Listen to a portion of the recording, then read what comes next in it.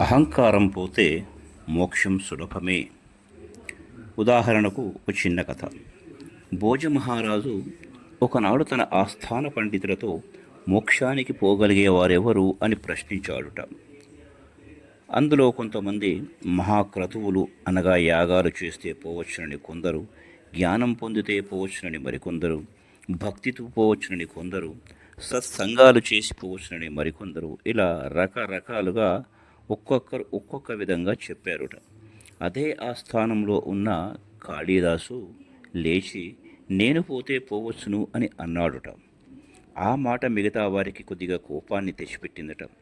మాకు లేనిదేమిటి, కాళిదాసుకు ఉన్నదేమిటి అని, అతనొక్కడే మోక్షానికి పోతానంటాడేంటి అని మదనపడ్డారుట. ఇతడేనా మోక్షానికి పోయేవాడు అని ఆక్షేపణలు కూడా లేవనెత్తారుట. భోజ మహారాజు కాళిదాసు వంక ప్రశ్నార్థకంగా చూశాడుట. కాళిదాసు లేచి వినయముగా, మహాప్రభు, నేను అనే అహంకారం పోతే ఎవరైనా సరే మోక్షానికి పొందవచ్చును, పోవచ్చును అన్నాను.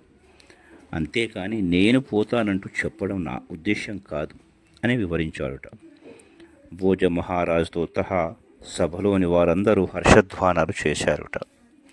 ఈ కథ మీకు నచ్చినట్లయితే ఒక చిన్న లైక్, కామెంట్ వేసి సబ్స్క్రైబ్ చేసుకోండి. మరిన్ని మంచి వీడియోలతో మీ అవేకన్ విత్ శరత్.